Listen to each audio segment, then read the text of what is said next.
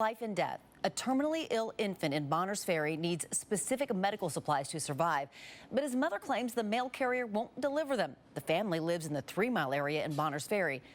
KXLY 4's Caiti Currey is working for you with the mother's plea for answers. Caiti? Robin, baby James was born with more birth defects than you can count on your 2 hands, as well as a genetic disorder called Fanconius anemia that will eventually lead to bone marrow failure. Despite all the odds stacked against him, his mom wants to give him every shot at a good life. Baby James was born June 9th. His parents were told he may not survive long after birth. They say that God gave me James because he knew that I would be the one to really fight for him. Now, 4 months later, that is exactly what Jessica GRADY is doing for her son. It takes a lot to care for James.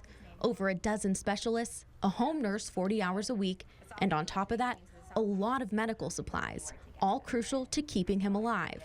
I believe in fate, and I believe that if he was not meant to be alive, there's not a ventilator in the world that could keep him breathing. Now Jessica GRADY is facing a whole new battle for her son. His medical supplies are not being delivered to their home, even prompting an emergency trip to the ER. Her first thought was the medical supply company was to blame, but after she had the company track the shipment, she said, "Oh, it says it's ready to be shipped out from the post office today." And as soon as she said post office, I was like, oh.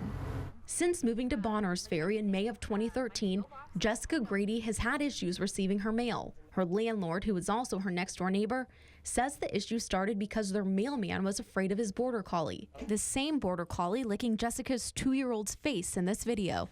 Desperate for these medical supplies, Jessica went to the post office to get answers. I was crying profusely. I was like, you don't understand, I need my supplies. If she hadn't gone to the post office to pick up the supplies, they were going to be shipped back to Spokane. All the postal worker could tell her was her home was deemed as not deliverable to this address. I have so much going on now with him, it's just not going to happen anymore. It needs to be fixed. KXLY contacted the post office and they said the mail carrier claims the landlord has a restraining order against him, so he can't go near the property. The landlord says that is absolutely not true. The US Postal Service says they are now looking into the matter, and we will continue to update you as we learn more. In the meantime, if you would like to follow James's story, his mom has set up a support page for him, and you can find the link by going to our website and clicking on the News Links tab. Reporting in studio, Caiti Currey, KXLY 4 News.